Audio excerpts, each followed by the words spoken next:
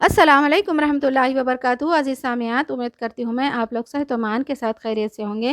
تو آج ہم فتح مکہ کب اور کیسے ہوا یہ جاننے کی کوشش کریں گے۔ عزیز سامعات، فتح مکہ 20 رمضان المبارک سنہ 8 ہجری میں ہوئی۔ نبی کریم صلی اللہ علیہ وسلم 8 سال قبل اس شہر پاک مکہ مکرمہ سے ہجرت کر کے مدینہ منورہ میں تشریف جا چکے تھے۔ صرف 8 سال بعد اللہ رب العزت نے اپنے محبوب صلی اللہ علیہ وسلم کو ایسی طاقت و غلبہ عطا فرمایا کہ وہی مکہ مکرمہ جہاں سے غریب اور نادار مسلمان پر ظلم و ستم کے پہاڑ توڑے جا رہے تھے، آج محبوب خدا صلی اللہ علیہ وسلم اس شان و شوکت کے ساتھ مکہ مکرمہ میں داخل ہو رہے ہیں کہ دنیا کی کوئی طاقت ان کا مقابلہ نہیں کر سکتی۔ فتح مکہ کی پیشن گوئیاں اور بشارتیں قرآن کریم کی چند آیتوں میں مذکور ہے، ان میں سے سورہ نصر بھی ہے۔ چنانچہ اللہ عز و جل نے ارشاد فرمایا: اذا جاء نصر اللہ والفتح ورأیت الناس يدخلون فی دین اللہ افواجا فسبح بحمد ربک واستغفرہ انہ کان توابا۔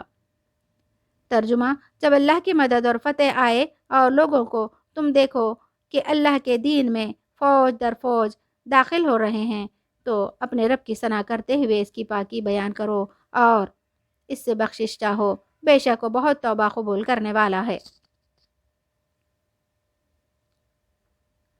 ساتھیوں، مکے کے واقعے سے یہ سبق ملتا ہے کہ حضور اکرم صلی اللہ علیہ وسلم نے اس موقع پر عفو درگزر اور رحم و کرم کا جو اعلان و اظہار فرمایا، تاریخ عالم میں کسی فاتح کی زندگی میں اس کی مثال نہیں مل سکتی۔ غور فرمائیے، اشرف قریش کے ان ظالموں اور جفاکاروں میں وہ لوگ بھی تھے جو بارہا آپ صلی اللہ علیہ وسلم کو پتھر مار کی بارش کر چکے تھے۔ وہ خونخوار بھی تھے جنہوں نے بارہا آپ صلی اللہ علیہ وسلم پر قاتلانہ حملے کیے تھے۔ وہ بے رحم و بے درد بھی تھے جنہوں نے آپ صلی اللہ علیہ وسلم کے دندان مبارک کو شہید کیا اور آپ صلی اللہ علیہ وسلم کے چہرے انور کو لہو لہان کر ڈالا تھا۔ وہ اوباش بھی تھے جو برسہ برس تک اپنے بہتان تراشیوں اور شرمناک گالیوں سے آپ صلی اللہ علیہ وسلم کے قلب مبارک کو زخمی کر چکے تھے۔ وہ صفاک اور درندہ صفت بھی تھے جو آپ صلی اللہ علیہ وسلم کے گلے پر چادر ڈال کر کا پھندا ڈال کر آپ صلی اللہ علیہ وسلم کا گلا گھونٹ چکے تھے۔ وہ ظلم ستم کے مجسمے، وہ پاپ کے پتلے بھی تھے جنہوں نے آپ صلی اللہ علیہ وسلم کی صاحبزادی حضرت زینب رضی اللہ عنہا کو نیزہ مار کر اونٹ سے گرا دیا تھا اور ان کا حمل ساقط ہو گیا تھا۔ وہ جفاکار خونخوار بھی تھے جن کے جارحانہ حملوں اور ظالمانہ یلغار سے بار بار مدینہ کے در و دیوار ہل چکے تھے۔ وہ ستمگر بھی تھے جنہوں نے حضور اکرم صلی اللہ علیہ وسلم کے پیارے چچا حضرت حمزہ رضی اللہ عنہ کو قتل کیا اور ان کی ناک کان کانٹے اور ان کی آنکھیں پھوڑنے والے اور ان کا جگر چبانے والے اس مجموعے میں موجود تھے۔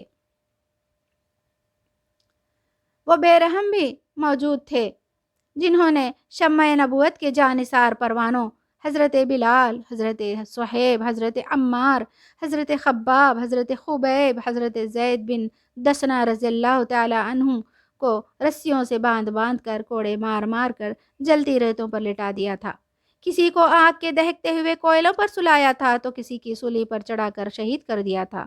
یہ تمام جور و جفا اور ظلم و ستمگری کے پیکر، جن کے جسم کے رونگٹے اور بدن کے بال ظلم و عدوان اور سرکشی و طغیان کے وبال سے شرمناک مظالم اور خوفناک جرموں کے پہاڑ بن چکے تھے، آج یہ سب کے سب 10-12 ہزار مہاجرین و انصار کے لشکر کی حراست میں مجرم بنے ہوئے کھڑے کانپ رہے تھے اور اپنے دلوں میں یہ سوچ رہے تھے کہ شاید آج ہماری لاشوں کو کتوں کے سامنے بوٹیاں بنا کر کتے اور کوے اور چیلوں کے سامنے ڈال دیے جائیں گے اور مہاجرین کی غضبناک فوجیں ہمارے بچے کو خاک و خون میں ملا کر ہماری نسلوں کو نیست و نابود کر ڈالیں گی اور ہماری بستیوں کو طاقت و تاراج کر کے تہس و نہس کر دیں گی۔ مگر ان سب مجرمین کو رحمت عالم صلی اللہ علیہ وسلم نے یہ کہہ کر معاف فرما دیا کہ انتقام تو کیسا، بدلہ تو کہاں کا، آج تم پر کوئی ملامت بھی نہیں ہے۔ اے آسمان بول، اے زمین بتا، اے چاند و سورج تم بولو، کیا تم نے روئے زمین پر ایسا فاتح اور رحم دل شہنشاہ کبھی دیکھا ہے یا کبھی سنا ہے؟ سن لو، تمہارے پاس اس کے سوائے کوئی جواب نہیں ہے کہ حضور اکرم صلی اللہ علیہ وسلم کے سوائے کوئی فاتح نہ ہوا ہے نہ ہوگا، کیونکہ نبی کریم صلی اللہ علیہ وسلم اپنے ہر کمال میں بے مثل و بے مثال تھے۔ سامعین کرام، سرور کائنات صلی اللہ علیہ وسلم کی فتح مکہ کے روز سر مقدس پر سیاہ عمامہ باندھا رکھا تھا۔ اس دستار رحمت صلی اللہ علیہ وسلم پر دونوں جہاں قربان ہوں۔ جو ہی آپ صلی اللہ علیہ وسلم مکہ مکرمہ میں حدود میں شد تشریف فرما ہوئے اور آپ صلی اللہ علیہ وسلم کی نگاہیں کعبۃ اللہ کے جانب اٹھیں تو آپ صلی اللہ علیہ وسلم اونٹنی پر سوار تھے۔ سر نازنین اس قدر جھکا دیا کہ عمامہ شریف کی سلوٹیں ڈھیلی پڑ گئی۔ چنانچہ آپ صلی اللہ علیہ وسلم جس عسکری جماعت کے ساتھ چل رہے تھے، اس میں ایک شاعر عبداللہ بن رواحہ رضی اللہ عنہ بھی موجود تھے جو نعتیہ اشعار پڑھ رہے تھے۔ آپ آج مکے پر پرستارہ صبح طلوع ہوا۔ آج ہمارے درمیان اللہ کا رسول صلی اللہ علیہ وسلم ہے جو خدا کی کتاب کی آیاتیں تلاوتیں کر رہا ہے۔ آج ہم اس سے بدلہ لیں گے جنہوں نے ہمارے نبی کریم صلی اللہ علیہ وسلم کو جلا وطنی پر مجبور کر دیا تھا۔ رسول اکرم صلی اللہ علیہ وسلم نے فرمایا، نہیں، آج اہل مکہ کو امن و آزادی کی بشارت ملنے والی ہے۔ وہ ہر عالم کی رحمت ہے، کسی عالم میں رہ جاتے یا ان کی مہربانی ہے کہ یہ عالم پسند آیا۔ اللہ سے دعا ہے ہم تمام کو اللہ تعالیٰ اس امت میں پیدا کیا، اللہ کا بڑا احسان ہے۔